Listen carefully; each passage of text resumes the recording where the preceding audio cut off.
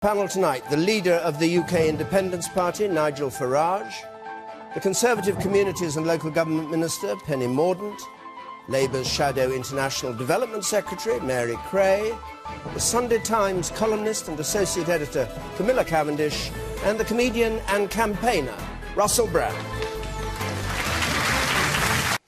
Hello.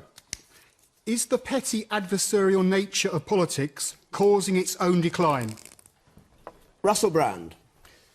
I think that's a good question, mate. I think to a degree you might be right that it is causing its decline. I'm assuming that that's your opinion.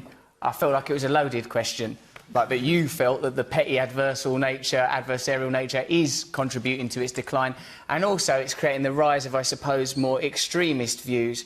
I sometimes think that people in our country feel detached from what takes place in Parliament, that the issues being discussed and the manner in which they're discussed are detached from ordinary people. I think we get a bit tired of seeing poor attendances in Parliament for issues that we care about and high attendance when they're talking about their pay rises. So I think that petty adversarial nature that you're referring to is, yeah, I think it is contributing to decline. OK. Nigel Farage.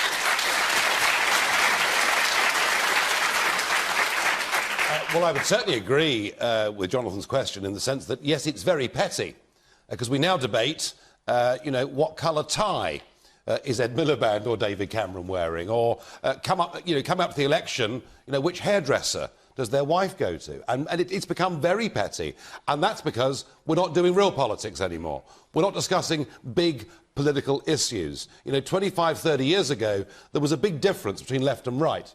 Big fundamental ideological differences. You know, whether Michael Foot became Prime Minister or Margaret Thatcher became Prime Minister fundamentally affected the country, you know, for good or bad, depending on your point of view.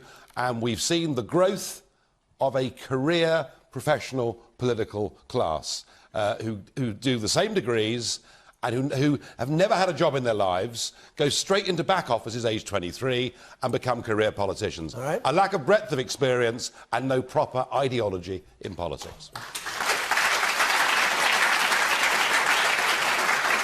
Does the cap fit, Mary Cray?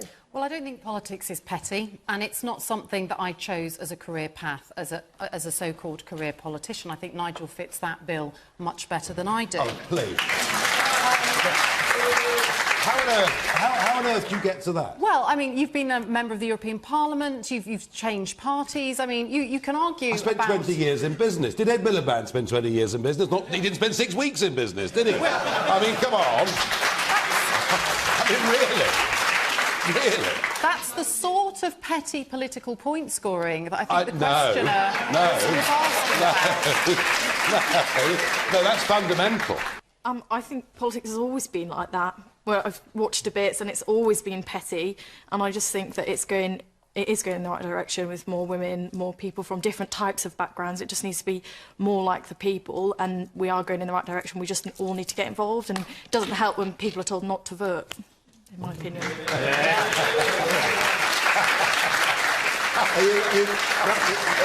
Russel Brand famously said, don't vote. I don't know whether it's still your view. Is it?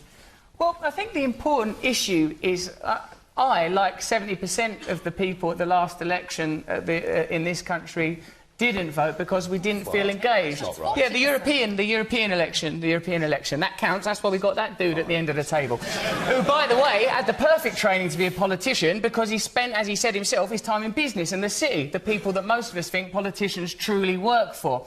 Now, the reason I said that I don't vote... The reason I said that I don't vote is I don't see the interests of ordinary people being represented. My mate Lee Pickett, who works for the Fire Brigade Union, he can't get his voice heard. Old Penny there is presiding over legislation that means that firemen are going to have to work an extra 5 years. They're really tired from doing the, you know, going into burning buildings and whatnot, so they want them to do another 5 years of that. This is an agenda that is not met by politicians that, as we understand them. So I suppose it becomes, you know, for fellas like Nigel there, become more popular. Yeah, but what the questioner was saying, or what the comment from the back was, that people should vote, and the mistake is to urge people not to vote, as you do. Well, what I say, David, is give us something to vote for. It's an interesting statistic, just to pick up your point. The amazing, inspirational girl who picked up Malala, who picked up youngest ever recipient of the Nobel Peace Prize. She has on her fund that does amazing work in providing education opportunities for girls. She has 117,000 Twitter followers. Russel has 9 million. So although, you know, probably I don't agree with, apart from my admiration of firefighters, much that Russell probably Pay says, their pensions then, love. Well, we can come to that. Excuse the sexist language, I'm working on that. I think you have a huge opportunity, and I really wish... You have a huge opportunity. You're a member of Parliament. I'm a comedian. You could be in there representing Well, people. can you let people finish? Because one of the things that people really don't like is men talking over women on these types of shows, and our voices not being heard. And it's a classic of question time. And can you let me chair it? Sorry. Come to me, and I'll bring you in up there.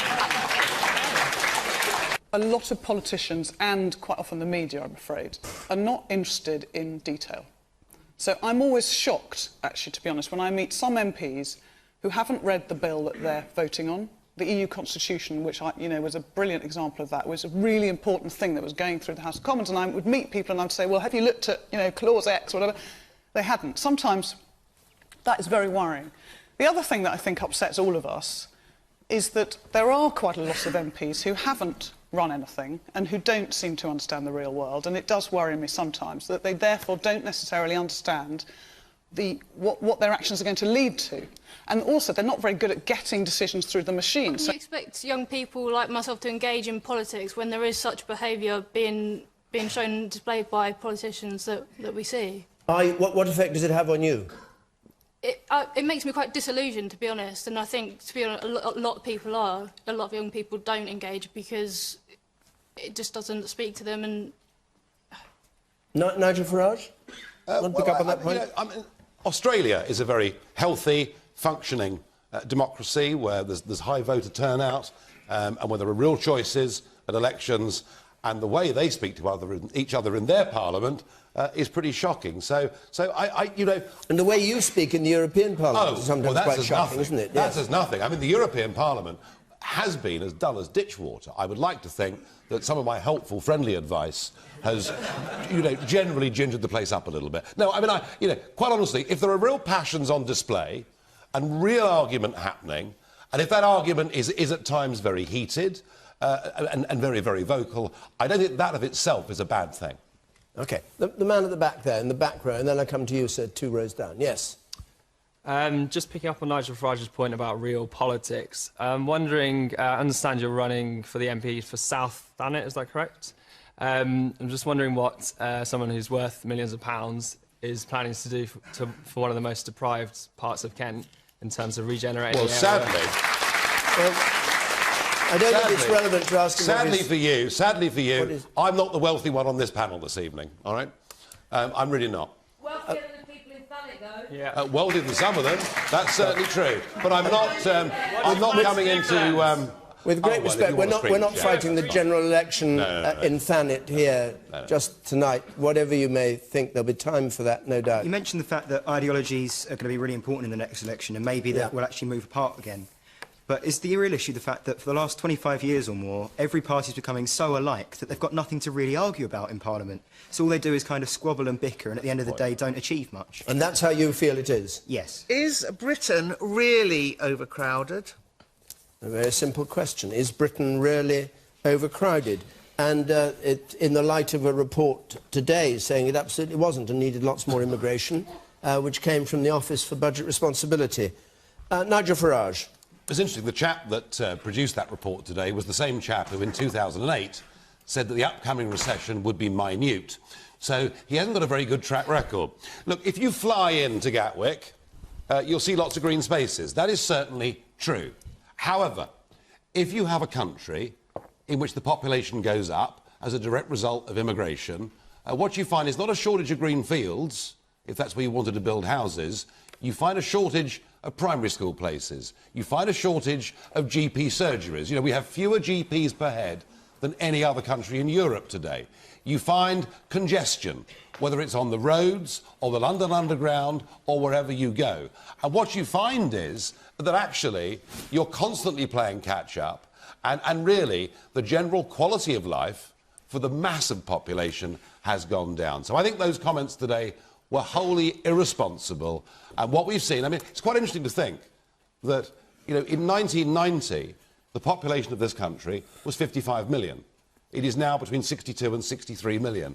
That is a massive, massive increase. And I think ordinary folk going about their lives are feeling it. And I think, having a proper immigration policy, controlling the numbers, doing what nearly 200 countries in the world do, namely controlling the numbers that come and the type of people that come, is the answer. Right.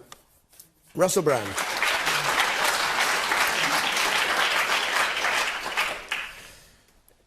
I sometimes feel worried about you, Nigel Farage. But the reason I feel worried is because I know a lot of people are frightened in our country. I know a lot of people are feeling afraid and frustrated.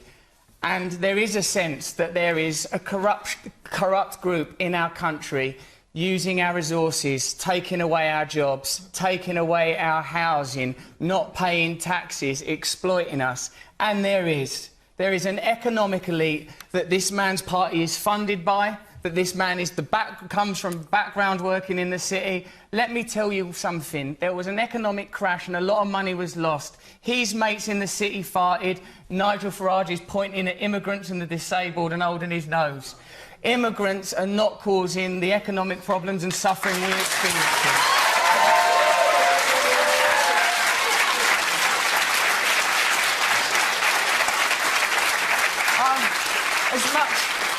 As much as any of us, I enjoy seeing Nigel Farage in a boozer with a pint and a fag, laughing off his latest scandals about breastfeeding or whatever. I enjoy it. But this man is not a cartoon character. He ain't Del Boy. He ain't Arthur Daly. He is a pound shop Enoch Powell, and we got to watch him.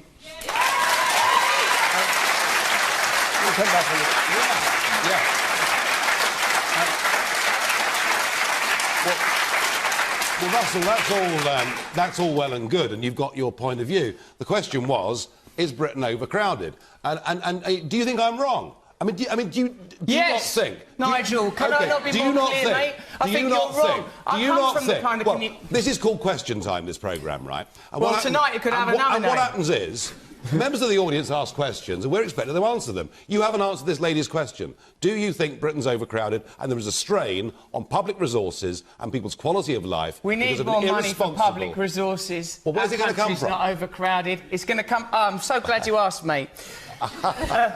Since the financial crash, banker bonuses have exceeded £80 billion. George Osborne, your Chancellor, campaigned to stop caps being placed on banker bonuses. At the same time, there were austerity cuts against the poorest among us, the disabled, people that we need to be looking after. We need to close tax loopholes which are exploited by big corporations. There's money. I've got money now. I've seen rich people. There's plenty of money out there. It's just not being distributed. Okay. You say, thanks. Yes. And I don't like people preaching that I am any part responsible for anything. I've never heard him criticise the disabled. I never have. OK? Never. No. OK?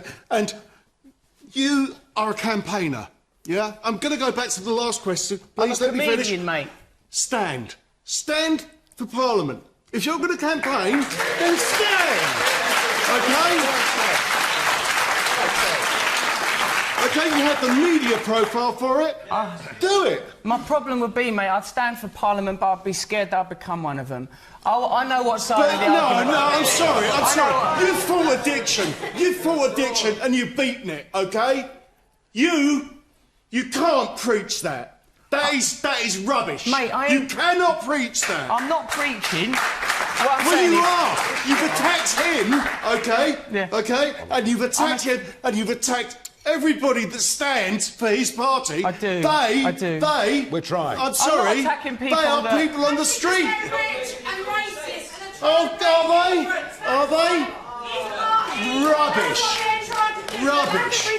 I'm sorry, but at the end of the day, it's the general public that are standing for him.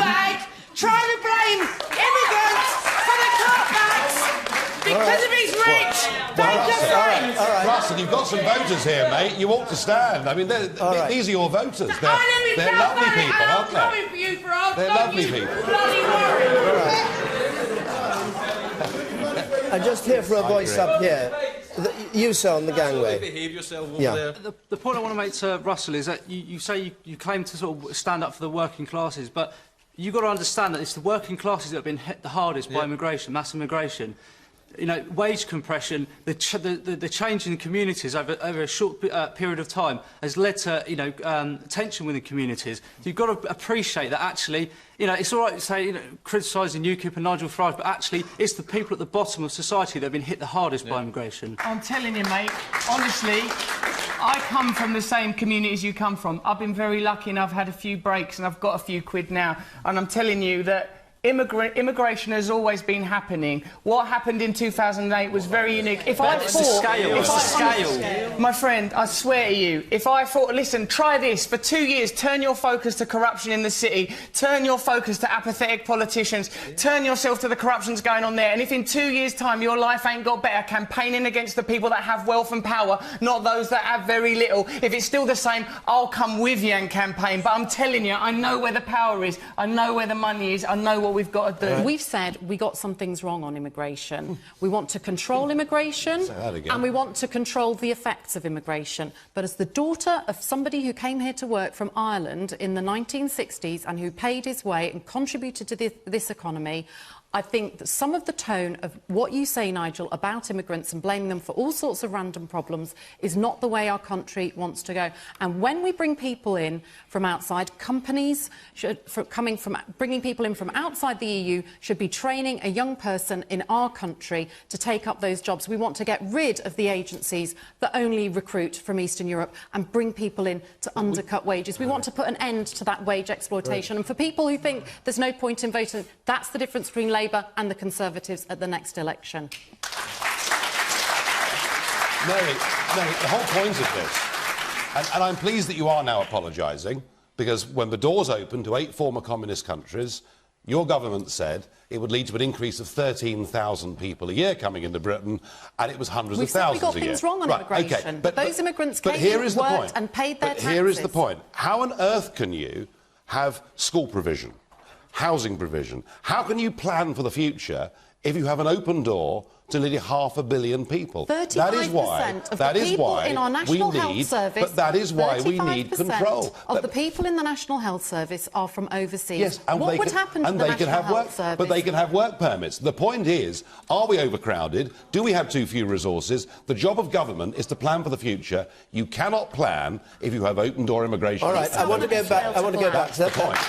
I tend to go round in circles. I want to go back to the woman up there who was trying to get in before. Up at the back there, yes. I think we need to cap immigration. We've got Canterbury prison now that is full of immigrants from outside UK, and it's full. We should vet people coming into this country. It's not about stopping people coming into the country, it's about vetting them. We need to know that they have skills set for the country, there's jobs for them to come in. We shouldn't have to support them when they come over. They should be able to contribute to the country, not segregate themselves. I fully support people coming over to work, to integrate into this country. We have one of the most open doors, but we need to vet people coming into this country. We don't want people with criminal histories. We don't want rapists. We don't want murderers. We don't want them. You lady, you are the rudest woman that I've ever met. Go and sit down and be quiet.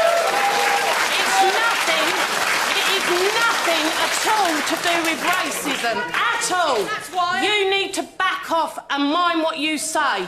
It's nothing to do with racism. It's about It's not even about numbers, it's vetting people. We need to make sure that people come into this country, they have a skill set for this country. When you say it's not about numbers, then, in reply to the question, is Britain really overcrowded, is your answer yes or no? Where I live, yes. You contribute to the system before you can have social housing or you can access particular benefits, those kind of things. Sorry, that's only being raised now because somebody else has got the backbone to actually say something about that. I don't agree. I'm sorry, Nigel. I don't agree with everything he says, but I do agree with the fact that he's brought up something that a lot of people feel very, very strongly about. It's not necessarily numbers. It's a whole band of things. What role should the private sector play in the future of the NHS? What role should the private sector play in the future of the NHS? This is a hotly contested issue, of course, in the next election, one of the ones we were talking about. Mary Cray. I think that we need to repeal the Conservative and Liberal Democrat health bill, and we have made that a promise in our election campaign. We do not want to see it opened up. Do you want no more private involvement in the NHS? What the government has done with their top-down reorganisation that they promised wouldn't happen before the last election, and which happened pretty soon afterwards because everyone was too scared to say that they didn't understand what Andrew Lansley was talking about, is that they've opened the NHS, every NHS service up to any willing provider. That means any company from anywhere can come in and run our National Health Service. That is a recipe for inefficiency, it's a recipe for cost going up, and it's a recipe for privatisation and co-payments, which is the ideological end of this Conservative and Lib Dem coalition. Do you want to see the private sector playing a part in the NHS or not? The private sector was used by Labour in government to tackle certain problems. Health waiting lists where people waiting 18 months for cataract operations and going blind. Hip replacements where people were living in pain, and heart operations where they were dying before they were getting their treatment. We use the private sector to effectively stop the consultants from having large waiting lists and doing it. We bought in bulk purchasing, using the NHS's purchasing power to tackle those NHS waiting lists. And yes, there is a place for it, but not opening up every single service. And of course, in some services... And running Hinchinbrook Hospital. And in some services, like sexual health and some mental health services, the voluntary sector is doing a magnificent job in that. But it cannot just be come one, come all. But you were the only people to privatise a hospital. No, that was done after we left government. But it was done when a choice was left only between two private providers and the NHS had been excluded. There were 3 providers that were in the race when we left government. It will be about the shareholder in the end. It won't be about the patient. You shouldn't be making profit out of illness. It's as simple as that. Nigel Farage. Well, I agree with Camilla. There is an entirely false debate going on. I think Labour have chosen to make the NHS at the absolute centrepiece of their general election campaign. And so the word privatisation is bandied about without really meaning anything. I mean, this is something that I've thought about. We've got an ageing population. The demand for health services is going to go up over the next few years hugely from where we are now. I've looked at, what happens in France, what happens in the Netherlands. They tend to use more insurance-based systems. We as a party have decided that the NHS being free at the point of care is absolutely vital, and that actually the involvement of the private sector that we saw under Labour and continuing now has not thus far been a great success. Take the PFI contracts, the private finance initiatives. New hospitals were built, but rather than going to borrow money, on the gilts market, in that horrible city place where they're all crooks and everything, and rather than doing that, what Labour did was to go to really rich people in private equity groups. So we borrowed 50 billion sterling to build new hospitals, which we built, and no question, but the repayments on that are 300 billion sterling. We have outsourced all sorts of contracts like cleaning of hospitals, and look at what the results have been. So my answer to the question is, in the short term, rather than outsourcing to the private sector the functions of the National Health Service, why don't we get a grip and run what we have better and do it ourselves and not make so much big cash for private equity. Okay. And so you've dropped the idea of insurance policies for paying for your health? No, we had a debate about the idea, and it's quite right that all political parties, before they formulate policies, should have a big, open debate, and that nothing should be off the table. You should debate and But you're discuss saying it's off the everything. table now, as far as you. I'm saying that we will fight a general election, saying we think that the outsourcing to private firms that we've seen under the last two governments has not delivered good value for money or good patient health care. But you still want free at the point of Absolutely. demand or supply. Absolutely. All right. Russell Brand. I think that, like everyone, that the NHS is one of the great cornerstones of our culture. I spent some time in America and you're charged for healthcare there, and it seems sort of unnatural to receive a bill after you've been bandaged up in an ostentatious manner in an accent. I think I spoke to some care workers recently in this care workers union. They said since their local health authority had private engagement, their wages had been cut by 9% and agency workers on minimum wage had been brought in. They said that they couldn't provide the care they needed to patients. So obviously I think that profit, as that gentleman says, has no business anywhere near healthcare. I think it should be kept well away from it. I've spent a lot of time in NHS hospitals over the last year. They're doing incredible work, and I think that it's something that we should preserve and fight for. I'm very worried that there are 71 members of Parliament currently that stand to benefit from further privatisation of the NHS, and this makes me feel further disillusioned with our current parliamentary process. Okay. Penny Mordaunt? Can I just make a point about the life sciences? Yeah, it's a really important point. Go on then. The NHS is important. How come you've just got an 11% pay rise when the nurses were awarded 1% and the nurse I spoke to today hasn't even got that, and she hasn't had a pay rise for 3 years?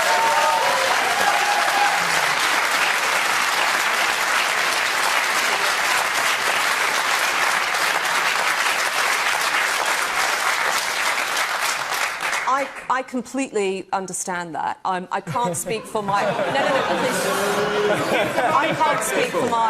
can't speak for my other colleagues in Parliament, but I can tell you, if I am an MP in the next Parliament, when a pay rise comes in, I will not take it. I will not take it, and I will tell you why.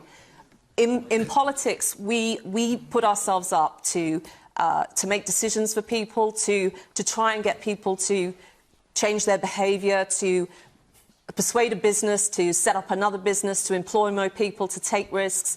We're there to try and persuade people who maybe haven't been in work to go and get into work. And I think we would not have credibility doing that if we were to do something like that. So that's not an answer, is it? He doesn't look like that. Let him I on. haven't You don't seem satisfied with their answer. No, not at all. What's the problem? She hasn't answered it. I expected her to say it wasn't their decision. It was a pay sector board. Well, that's true, but it's my decision whether to take it or not. The nurses had a pay sector board as well, and the civil service. I'm a civil servant. I haven't had a pay rise. Would education and social mobility improve if we returned to a system that included grammar schools, as we still have in Kent? Ah, yes. Kent has, I think, 23 or so grammar schools. A quarter of the schools, secondary schools, are grammar schools. And would education and social mobility improve? That's the key point. Social mobility and education improve under grammar schools.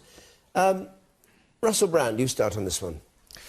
Education, health, a living wage, these things are all rights. These are not things that we should be squabbling over. I think that grammar schools, I don't know much about it. I went to a comprehensive. I got a relatively good education. In the realm of education, I'm deeply concerned about students' tuition fees. The privatisation of education seems to me another shameful slur on our great nation. The grammar school thing, for me, well, I worry with the UKIP scenario. There's a stagnancy in politics today. People don't seem to have very good ideas. But Nigel Farage and UKIP are not the future. It is a nostalgia act. He don't have no good ideas. Grammar schools, no grammar schools. Proper education for all people, whether they're at comprehensives or at universities. And it should certainly be free, not 40 grand a year like he paid. Right. Nigel Farage? I think the answer to the question is a big yes.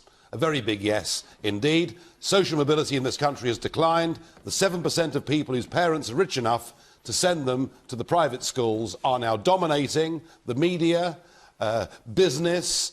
Even over half our gold medal winners in the Olympics went to those 7% of schools. And it's like, you know, we've gone back 50 years in terms of the class structure of who is running Britain. I have no doubt in my mind that one of the biggest social mistakes we've made in the last 50 years is the wanton destruction of hundreds of superb grammar schools up and down this country. And to see the Ofsted report yesterday saying that 2/3 of our brightest young men and women are not achieving their best at school in the comprehensive system says to me we are wasting the talent of tens of thousands of our best and brightest people every year, and that is a tragedy for this country. In Kent, people are fortunate. There is the opportunity of grammar schools, although when we tried through a petition to extend a new grammar school in Sevenoaks, sadly, the government vetoed it. But I think that opportunity... Well, they're now saying... But Nigel, the Ofsted Chief Inspector, Wilshaw, said last year that grammar schools are, I use his words, stuffed full of middle-class kids. Well, that's in other words, there's not a... why did he say that? Well, that's because there are so few grammar schools in this country that actually people move to catchment areas that have got grammar schools, forcing up the house prices, making it middle class. If every town in this country had a grammar school, it would not be a class or house price issue, and that opportunity would be available to everybody in this country. Okay. It would be one of the best things we could do. You're in the middle at the back. Welcome to you. Up there at the very back in the middle. You've had your hand up some time. Yes. I'd just like to say that I went from a Catholic school to the grammar school here in Canterbury, and for anyone on the panel that thinks that grammar schools shouldn't be, you know, mandatory is just ridiculous. And I can tell you the difference is people succeed better when they're at a grammar school. Time's up, and I get ticked off if I go on over an hour.